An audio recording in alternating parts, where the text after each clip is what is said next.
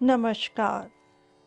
हिंदू धर्म का महान ग्रंथ महाभारत ज्ञान का विशाल भंडार है।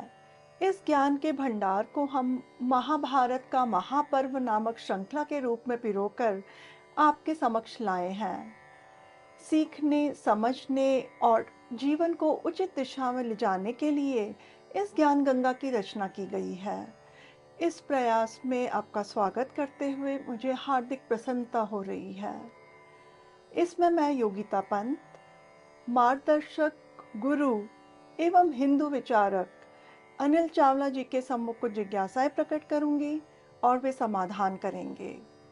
आइए, बुद्धि और विवेक के देवता विघ्नहर्ता गणेश, देवी सरस्वती, द्वापायन कृष्ण और वासुदेव कृष्ण को सादर नमन कर इस वार्तालाप का आनंद लें। अनिल जी, बहुत बहुत स्वागत है आपका। नमस्कार। अनिल जी, आपने एक लघु प्रकरण, जिसे हम अंग्रेजी में शॉर्ट सीरीज भी कहते हैं, उसमें कहा था कि वसुसेन, जिन्हें हम कर्ण के नाम से भी जानते हैं, वो पांडुपुत्र थे।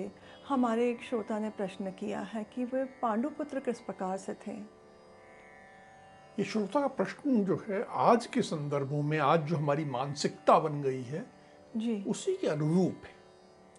आज हम पुत्र केवल उसको मानते हैं जो विवाह के बाद पति पत्नी के संबंध से पैदा होता है। औरस पुत्र। औरस पुत्र, उसको स्वयं जात पुत्र भी कहा गया। जी इसके अतिरिक्त किसी भी पुत्र के बारे में आज के समय में विचार ही नहीं होता। वसुसेन या कर्ण महाराज पांडु का कानीन पुत्र था। अब ये कानीन क्या है? कानीन का अर्थ ये है कि यदि किसी कन्या ने विवाह के पूर्व जी किसी अन्य पुरुष से गुप्त संयोग से, किसी को बताया नहीं, कुछ नहीं, और एक पुत्र या पुत्री उत्पन्न की है, उसको जन्म दिया है, जी तो विवाह होने के बाद जो जिस पुरुष से उसका विवाह हुआ है, उस पुरुष के लिए वो पुत्र या पुत्री कानीन पुत्र या पुत्री कही जाएगी। जी अब देखिए, यह एक बहुत उदारवादी सोच है, अंग्रेजी में लिबरल थॉट कहते हैं, जी जो आज के समय में स्वीकार नहीं होगी। लेकिन हमारे हिंदू धर्म में यह सोच प्रारंभ से है। हम पूरा प्रयास किया है हिंदू धर्म में कि किसी भी तरह करके ये ना हो कि कोई बालक, कोई बालिका स्नेह से वंचित रह जाए। हम कभी किसी बालक को अवैध नहीं कहते। हम किसी के ऊपर, जो अंग्रेजी में खराब सा शब्द है बास्टर्ड, जी वो हमारे लेबल है ही नहीं। हम उसको नहीं मानते। हम कहते हैं बच्चा तो हमेशा पवित्र होता है, बच्चा हमेशा प्रभु का रूप है, तो उसमें दोष नहीं होता। तो एक कन्या ने विवाह के बहुत पहले किसी पुत्र पुत्री को जन्म दिया, तो जिस पुरुष से विवाह हुआ उस पुरुष के लिए वो पुत्र पुत्री कानीन पुत्र होगा। और इस हिसाब से वसुसेन या कर्ण जी महाराज पांडु के कानीन पुत्र थे। जी अनिल जी, आपने पिछले प्रकरण में बताया था कि महाराज पांडु को श्राप मिला था कि वे किसी महिला के साथ समागम करेंगे तो मृत्यु होगी उनकी, और ऋषि मुनियों ने उनके बारे में कहा था कि उनको उत्तम संतान होने का योग है। तो इस विरोधाभास का अंत कैसे हुआ? विरोधाभास तुम्हारे दिमाग में फिर से इसलिए है क्योंकि संतान अर्थात औरस संतान या स्वयंजात संतान, जी जैसे महर्षियों ने महाराज पांडु को कहा कि हमें लग रहा है कि आपको उत्तम संतान का योग है, हम देख रहे हैं कि आपको बहुत उत्तम संतान मिलने वाली है, प्रयत्न करो। जी तो महाराज पांडु के दिमाग में कोई संशय नहीं था कि ये संतान कैसे आएगी। उन्हें मालूम था कि ये संतान जिसे हम जैविक प्रक्रिया कहते हैं, बायोलॉजिकल प्रोसेस है, उससे तो आएगी नहीं। जी। वे कुंती के पास गए, उन्होंने कहा कि महर्षियों ने कहा है कि बहुत उत्तम संतान का योग है और मैं तो समागम कर नहीं सकता, तो इस विषय में शास्त्रोक्त हमें ध्यान करना चाहिए। शास्त्रोक्त बात यह है, महाराज पांडु कुंती से कह रहे अपनी पत्नी से कि हमारे यहाँ 12 प्रकार के पुत्र बताए गए हैं। 6 प्रकार के बंधुदायाद कहते हैं, यानी इसे कुटुंबी भी कह सकते हैं, और 6 प्रकार के अबंधुदायाद यानी अकुटुंबी, जो कुटुंब से नहीं है। जी। इस प्रकार 12 प्रकार के पुत्र बताए गए हैं। बंधुदायाद में सबसे पहला है स्वयं जात, या जिसे औरस जी। कह सकते हैं। दूसरा है प्रणीत या क्षेत्रज, महाराज पांडु स्वयं जी। अपने पिता विचित्र वीर्य की क्षेत्रज संतान थे। उसके बाद पुत्री का सूत होता है। पुत्री का सूत का अर्थ है कि मेरा कोई पुत्र नहीं है लेकिन पुत्री है, जी। और मेरी इच्छा है कि मुझे पुत्र होना चाहिए।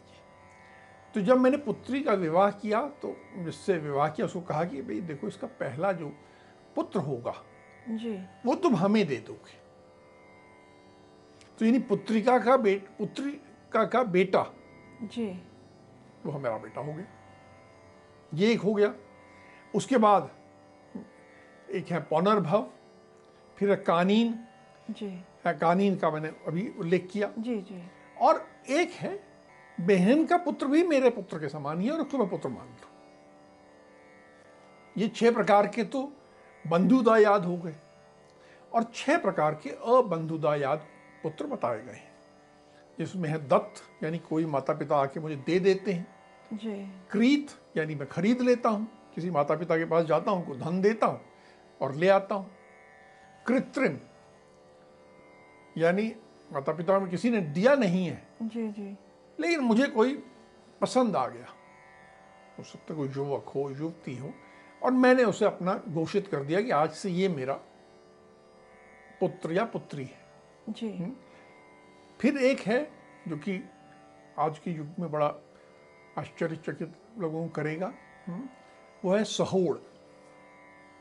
सहोड़ का अर्थ ये है कि मान लीजिए विवाह किया, जी। एक कन्या को हम घर लाए, और आने के बाद ये पता लगा कि कन्या तो गर्भवती है, 2 महीने का, 3 महीने का, 4 महीने का, जो भी इसमें गर्भ है।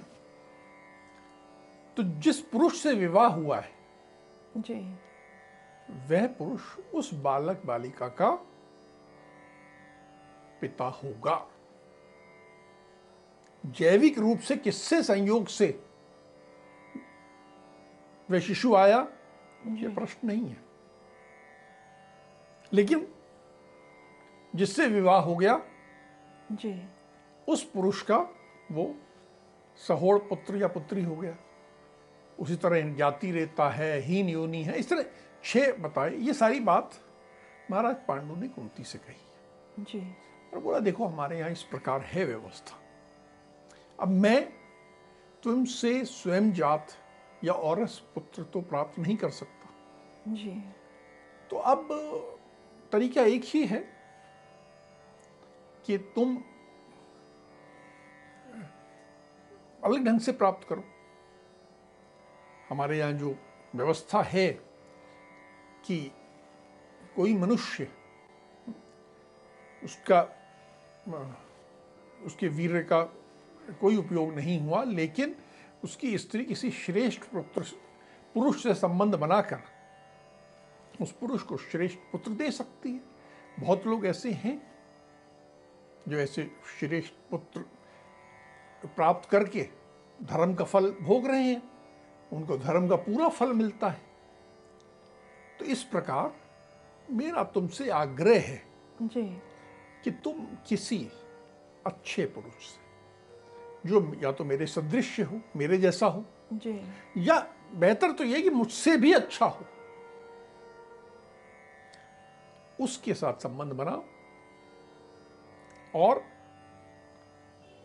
मेरे पास जो ये संतानहीनता की स्थिति है उससे मुक्त कराओ। मैं संतानहीन नहीं मरना चाहता और तुम ही मेरा उद्धार कर सकती हो, और इसके लिए ऐसे ऐसे किसी दूसरे पुरुष से संबंध बना के तुम्हें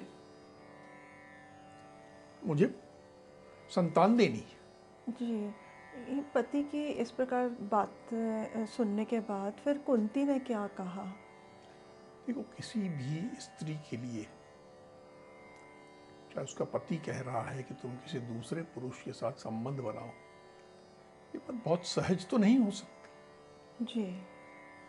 तो पहले तो उसने मना किया कि नहीं, ऐसा नहीं है। वो 2-3 बार जब मना वना किया, और महाराज पांडु ने बहुत आग्रह किया, तो फिर उन्होंने कहा कि किसी भी स्त्री के लिए जी।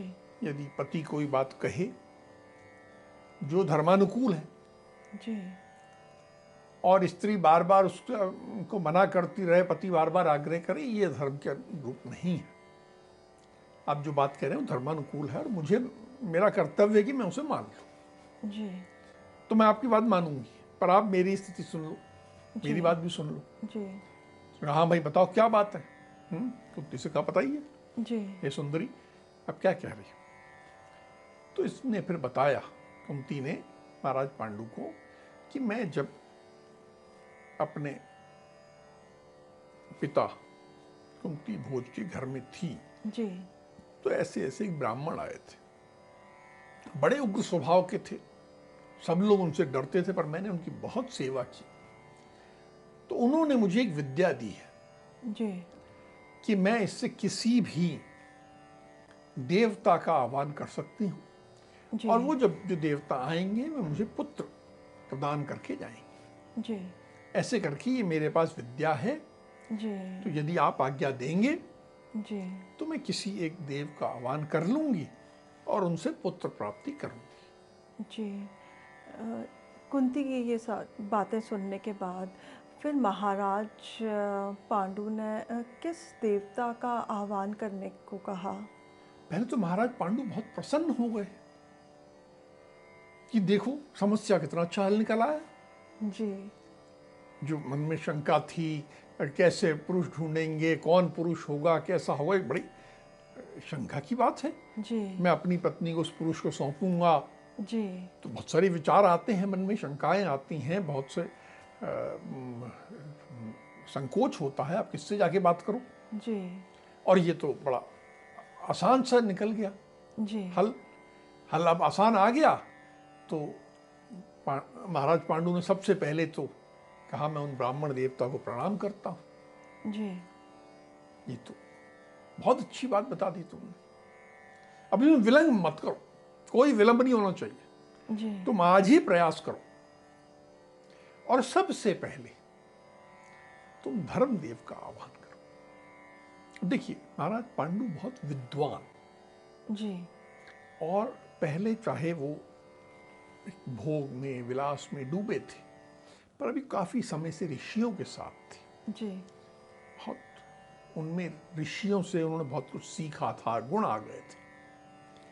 तो उन्हें लगा कि मुझे सबसे अच्छा जो होगा, जो मेरा ज्येष्ठ पुत्र है, जी। यदि वो धर्मात्मा है, जी। तो सब कुछ तो वैसे ही मिल जाएगा। जहां धर्म होता है जी। वहां सुख, शांति, समृद्धि सब आ जाता है।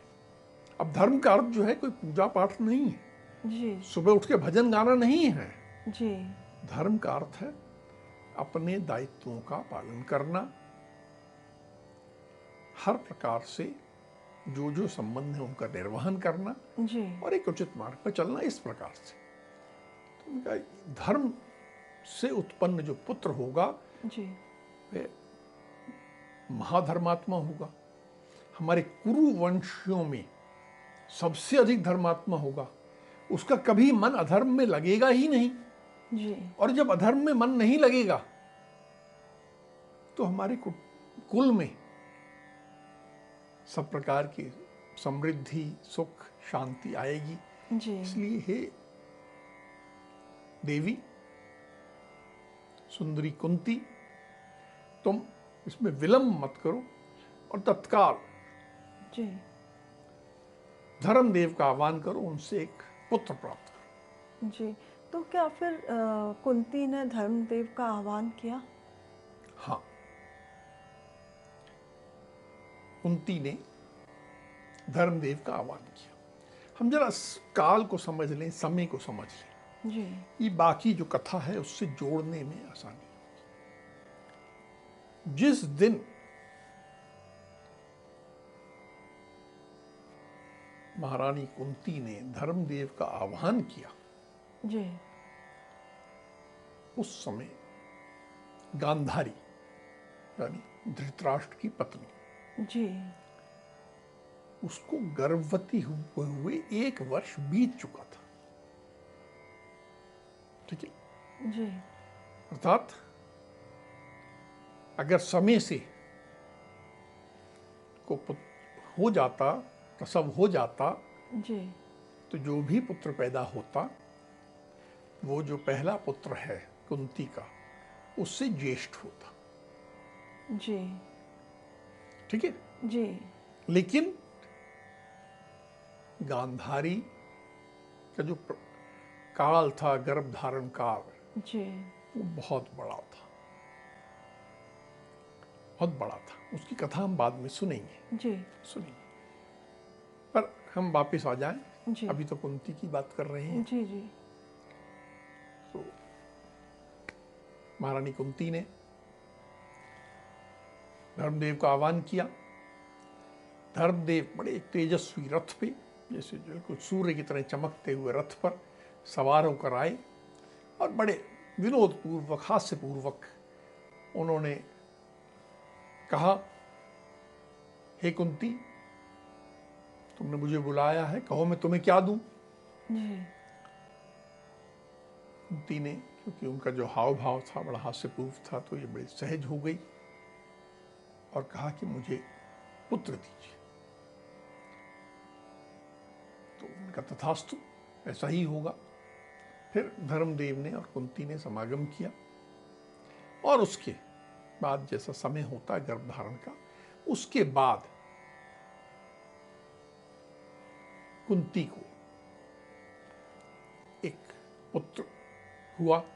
जी, अब ये धर्मदेव का पुत्र था। जी, जब पुत्र का जन्म हुआ, उसी समय आकाशवाणी हुई कि यह जो श्रेष्ठ पुत्र जिसने जन्म लिया है, जी, यह धर्मात्माओं में सबसे अग्रगण्य होगा, सबसे आगे इसकी गिनती होगी। इसकी बराबरी का धर्मात्मा कोई दूसरा नहीं होगा। जी, ये पराक्रमी होगा और सत्यवादी होगा। ये ऐसा राजा होगा जिसके पराक्रम और सत्यवादिता की जी, उदाहरण दिया जाएगा। यह पुत्र युधिष्ठिर नाम से विख्यात होगा और तीनों लोकों में प्रसिद्धि, ख्याति प्राप्त करेगा। जी, यशस्वी होगा, तेजस्वी होगा और सदाचारी होगा। देखो कितना गुणवान पुत्र मिला। जी, महाराज पांडु को यह पुत्र मिला। उनका औरस पुत्र नहीं है, जी, लेकिन सदा पांडु पुत्र युधिष्ठिर ही कहा गया। जी। युधिष्ठिर के जन्म के बाद क्या महाराज पांडु को एक और पुत्र की इच्छा हुई? उन्होंने कुंती से किसी देवता को बुलाने का अनुरोध किया? हाँ, एक पुत्र से कई बार इच्छा नहीं भरती। पुत्र आता है तो बहुत स्नेह आ जाता है, तो लगता है एक और होना चाहिए। जी, तो महाराज पांडु ने फिर से बड़े आग्रह पूर्वक कुंती से कहा कि एक और पुत्र होना चाहिए। जी, एक अकेला अकेला हो जाएगा, जैसे आजकल भी कहते हैं ना कि वो सिंगल चाइल्ड की बड़ी प्रॉब्लम होती है। जी, तो इस तरह उन्होंने समझाया जी, और कहा कि हम जो क्षत्रिय हैं, हमको बड़ा जो कहा जाता है कि हमारे बल होना चाहिए हमारे पास। जी, तो तुम इस बार ऐसे पुत्र का वरण करो, ऐसे पुत्र को प्राप्त करो जो कि बल में सबसे श्रेष्ठ हो, जिसके मुकाबले का बलवान कोई नहीं हो। जी। और ऐसा बलवान, देवताओं में सबसे बलवान कौन है? तो वायुदेव हैं। इसलिए तुम इस बार पवन देवता का जी। आह्वान करो, जिनके समस्त प्राणी उन पर आश्रित है। हम सब पवन, वायु नहीं हो तो हम तो जीवित नहीं रह सकते। जी। जी। हम सभी प्राणियों द्वारा प्रशंसित और सबसे ज्यादा शक्तिशाली, बड़े से बड़ा पेड़ खड़ा होता है और वायुदेव का एक झोंका आता है, जी। पेड़ हो, बड़ी बिल्डिंग हो, सबको उड़ा देता है। जी। तो उनका तुम आह्वान करो। तो क्या फिर कुंती ने पवन देव को का आह्वान किया? हाँ, कुंती ने वायुदेव का आह्वान किया। महाबली वायुदेव एक मृग पर सवार होकर, हिरण पर सवार होकर आए। जी। मृग क्यों? सबसे तेज चलने वाला, उछलने वाला। जी। कभी इधर जाता है, कभी उधर जाता है। जी। वायुदेव की भी ऐसी प्रकृति है। तो मृग पर सवार होकर आए और कहा कि कहो कुंती, तुम्हारे मन में क्या अभिलाषा है? जो तुम्हारे मन में अभिलाषा है मैं पूर्ण करूंगा। जी। तुम्हें क्या दूं मैं? अब कुंती ने बड़े लजाते हुए, संकुचाते हुए कहा कि हे सुरश्रेष्ठ, मुझे एक ऐसा पुत्र दीजिए जो महाबली हो, विशालकाय हो जी। और समस्त बलवानों में श्रेष्ठ हो, और साथ ही सबके घमंड को चूर करने वाला हो। ऐसा हो कि कोई उनके सामने घमंड करे तो उसको चूर कर दो। जी। ऐसा मुझे पुत्र दीजिए। तो पवन देव ने कुंती के साथ समागम किया जी। और कुछ समय बाद, जैसे गर्भधारण की प्रक्रिया है, जी। उसके बाद कुंती ने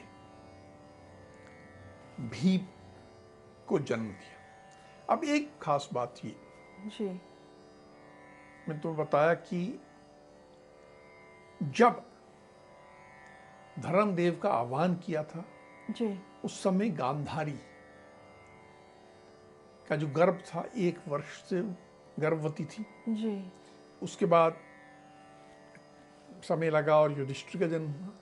उसके बाद वायुदेव, फिर समय लगा जी। और भीम का जन्म हुआ। जी। जिस दिन भीम का जन्म हुआ, ठीक उसी दिन हस्तिनापुर में दुर्योधन का भी जन्म हुआ।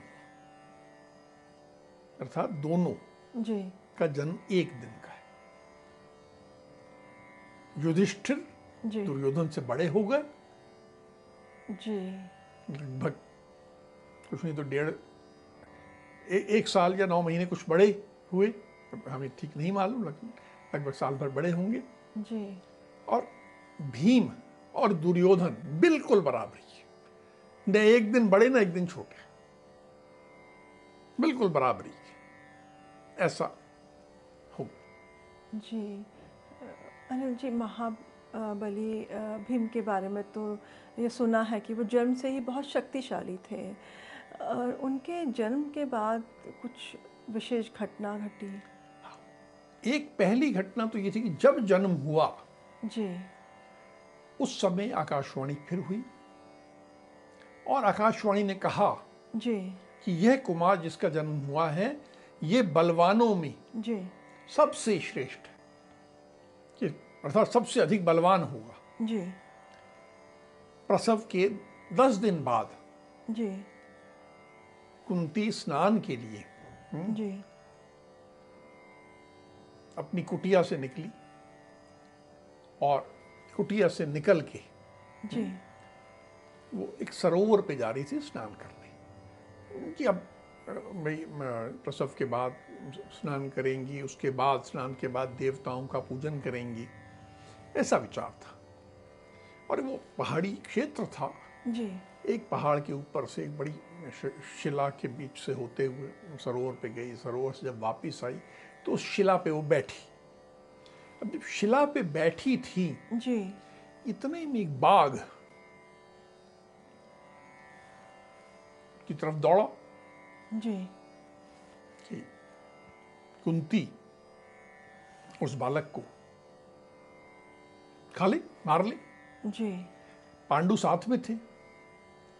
पांडु ने देख लिया और इससे पहले कि बाघ पहुंच सकता, उन्होंने तुरंत अपना धनुष निकाला जी और एक के बाद एक तीर बाण मारे जी और उस बाघ को मार दिया। मरते हुए बाघ ने बहुत जोर का दहाड़ा, जी बड़ी भारी गर्जना पूरे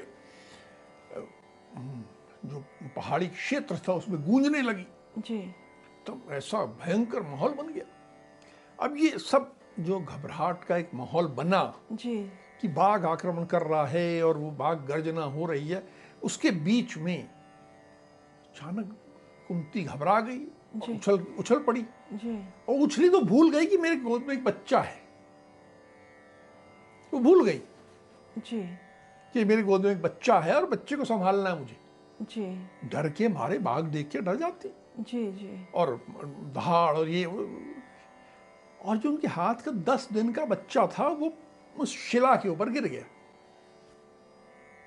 उस बड़ी सी चट्टान के ऊपर बच्चा गिर गया। 10 दिन का बच्चा तो अबोध नाजुक सा बच्चा जी गिर गया। जब शेर मर गया और देखा कि हाँ भाई ये बच्चा तो नीचे गिरा है, जी तो देखा कि वो जो बच्चा गिरा तो बच्चे को कुछ नहीं हुआ, जी वो चट्टान टूट गई। चट्टान जो है जी वो टुकड़े टुकड़े हो गई है और बच्चा तो अपना हंस रहा है, मस्त है।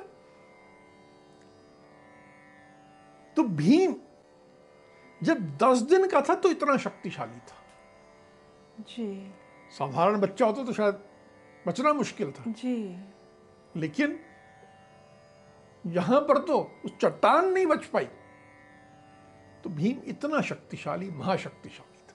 जी अनिल जी, आज हमने युधिष्ठिर और भीम के जन्म के बारे में जाना और दोनों मतलब युधिष्ठिर धर्म देव के पुत्र थे और भीम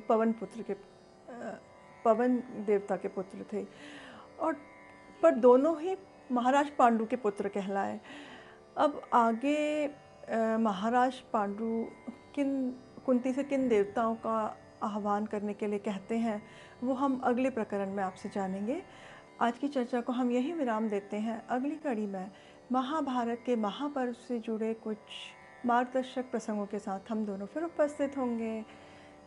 राम राम। राम राम।